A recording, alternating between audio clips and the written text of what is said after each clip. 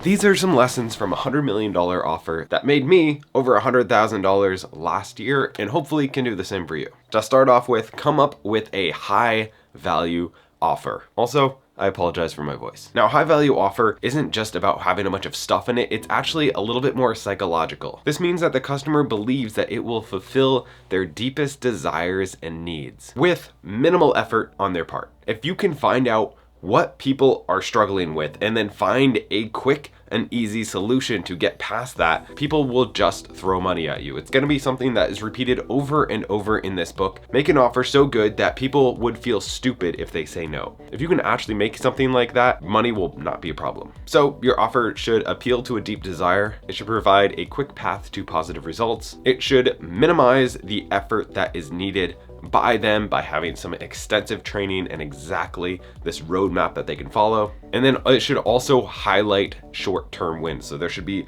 things that you set up immediately. So as soon as they get in there, they get this little win and they start building momentum. So how do we build this? Step one is to identify your customer's deep desire. Now, I think it's also important to find something that you yourself are passionate about. For instance, even if I thought there was this great opportunity, I would never make a product on quilting because I could never talk about it enough. I could never be excited about it enough that I could sell it. So if you're not genuinely passionate about it and would buy it yourself and think it's a great deal, it's gonna be a lot harder to sell it. You're gonna put a bunch of work up front into building this thing, and then you're not gonna be just thrilled and over the moon and telling everybody you know about it. So once you find this desire, this problem that a lot of people have that will make a big impact in their lives, you have to identify potential roadblocks. That's step two. Make a extensive list of all the different roadblocks that people could have when they're starting this thing. So let's say you're making a program about entrepreneurship. It's important to kind of look at all the problems you expect people to have. For instance, when I was using this last year, when I was building my program on how to grow on YouTube, I was looking at all the problems that people have. They don't have enough time to run a YouTube channel. I know this was a problem because I used to work 2 jobs and try to run a YouTube channel. They don't know what to do. They don't know what their niche is. They don't know how to make videos. They don't know how to edit quickly. They don't know how to write scripts. There's so many different roadblocks that can come up, and a lot of people just never get started. And so you want to take all of those roadblocks into step 3, this extensive list that you make of the problems that your clients are going to have, and you turn those into solutions. This way you are tailoring a product that is actually going to solve real problems that real people have. And if you can actually solve big, meaningful problems for people, that's where you can make a lot of money. Whether that problem is,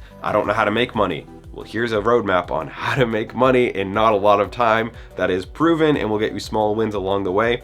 It's very easy to sell that. Above all, this just kind of keeps coming back to you need to make a really good product. The next step is to adjust over time. This is why for a lot of people, what I recommend is starting off with a cohort-based model. This is where you are getting a group of people in and you are teaching them one-on-one or as a group, and you're really getting in there and seeing more problems that these people are having and really nailing things down. And if you start that way, eventually you can make this amazing product because you've had so much like personal interaction with people that you can keep iterating, making new ones. And eventually you get to this place where you can have this perfect product and you can either have somebody else teach it or just record it and have it be something that's more evergreen. And that should be the end goal, that you make this product that maybe you have to put a lot of time and effort into for the first couple of years, but eventually you kind of want a 4-hour work week, this bad boy, and make it so that you're not constantly gonna be needed for this to continue. So eventually you want to move to the stage where you can hire it out and it takes less and less of your time, but it makes more and more money because you've built this system and this amazing product. Now it comes to setting the price. And this is where honestly I struggled with, and I realized was a lot of like self-doubt and stuff like that. And I charged way too little at the beginning. And I actually had a bunch of people who went through my thing were like, man, you should charge more for this. And I was like, yeah, but that's a good problem to have, because one of the lessons is to just, again, make that offer that people feel stupid to say no to.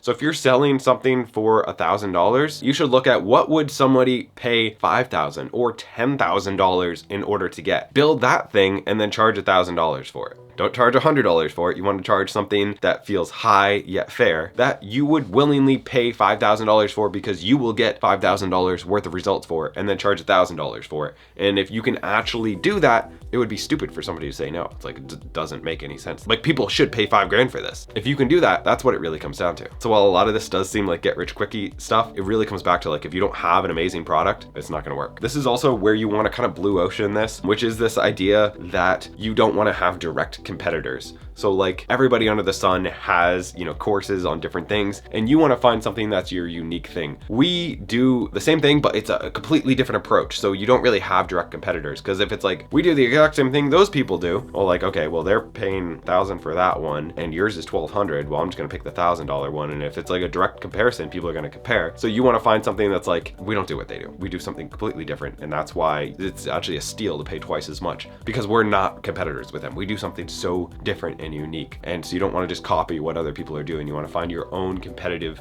niche for this. And so to do that, you kind of want to brainstorm some extreme things. When I was coming up with mine, I stole some ideas from people, but I made it different. So like the 4-hour work week completely changed my life, was one of the things that let me leave my job, do everything that I do now. And I got the idea of like, okay, what if I can run a YouTube channel in 5 hours a week? Looking at my life, it was kind of what I do right now. If I post one long form YouTube video a week, it takes me 5 hours a week. Even if I edit it myself, write it myself, do everything myself, that's totally possible. Nobody else was selling anything like that. They're all teaching you how to do YouTube, how to grow, how to monetize, how to do all this stuff, but nobody's teaching you. You work a full-time job, you dedicate 1 hour a day, 5 days a week, you can have a YouTube channel with 500,000 subscribers that does well. Or in my case, you can have time to run 3 YouTube channels and still only work a couple hours a day. You want to find something that is extreme, so you're not competing with everybody, but you're setting yourself apart to be different, as long as you can actually deliver on that. This is also where you can move markets, and this is something that is super, super interesting. If you're selling a product to an individual who's just getting started, maybe you can charge $1,000, maybe you can charge a few thousand, maybe, but if you're selling this to a business owner, well, now you can pay $5,000, $10,000, $20,000, because it's much more valuable. The same information, much more valuable. So this is where you also want to target who you're going for. When I do consulting for businesses,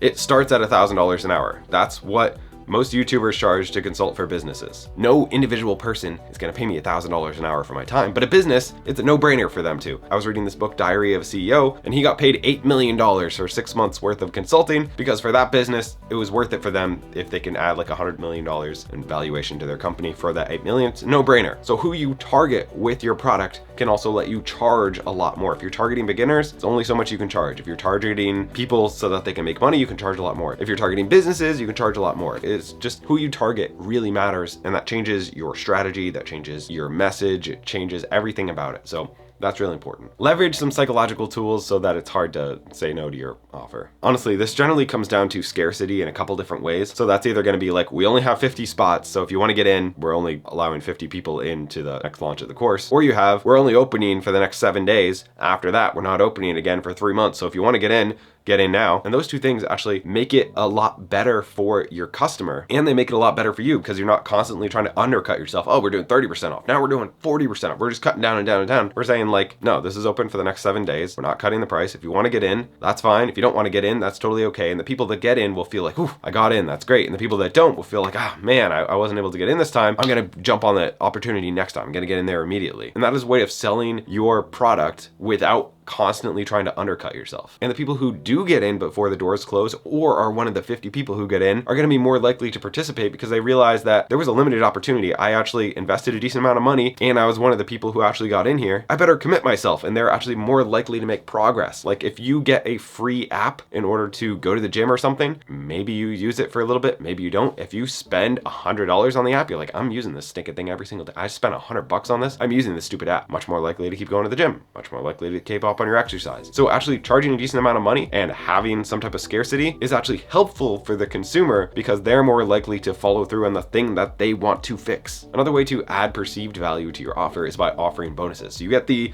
initial course, you get access to the cohort, you get the community. That's all the offer. But then on top of that, we're doing an hour long. On top of that, you get bonuses. And just now, if you order it, you get a set of steak knives. We've all seen that. And that's like, if they just told us the steak knives were part of it, we were like, whatever. Like, no, they're throwing in 2 sets of steak knives and a steak knife holder. They're gonna lose money on this. I have to buy it. But if it was a set of 6 steak knives instead of a set of 2, you wouldn't think the same way. So that psychology has always worked. Make it work for you. Another thing to do is to guarantee it. And honestly, this is one of my favorite points that was in this book, because I feel like as the person creating this offer, you should guarantee your product because you should have some skin in the game. Like if you buy something from me and it sucks, I should have some skin in the game saying that like, well, it sucked, so I'm gonna give that money back. I'm gonna lose out on something. But if I don't have that guarantee, I have no incentive to make my product really, really good. So that's why he recommends, and I love, some type of like 30-day, no questions asked guarantee, or like 30-day, as long as you actually do the stuff that we mentioned, guarantee that you can get your money back, because that incentivizes you to make it the best stinking thing possible and to see results right away. So when you're making your offer, what can you promise somebody will happen in 30 days if they just follow along? And can you make the product that good that even with a guarantee, nobody's gonna return it because the value is that good? Literally the entire book can be summed up in just making an offer that people feel stupid to say no to. Start with the offer, make a sales page, make out what the offer will be, and then reverse engineer that. Instead of starting with like the curriculum, start with what the offer is, and then build a landing page that is absolutely amazing that anybody would buy, and then build that product. If you're looking for some more ways to monetize your YouTube channel, your personal brand, you can get 20 free ways to do it down below. You get my free 20 tips to monetize faster. By the way, if you're enjoying this, you want more books like this, you can check out Shortform. There's a link down below. I've actually read this twice, and I read the summary for it on Shortform before doing this to kind of give me a little bit of a refresher for this video. So if you like this kind of stuff, but you don't want to read the entire book,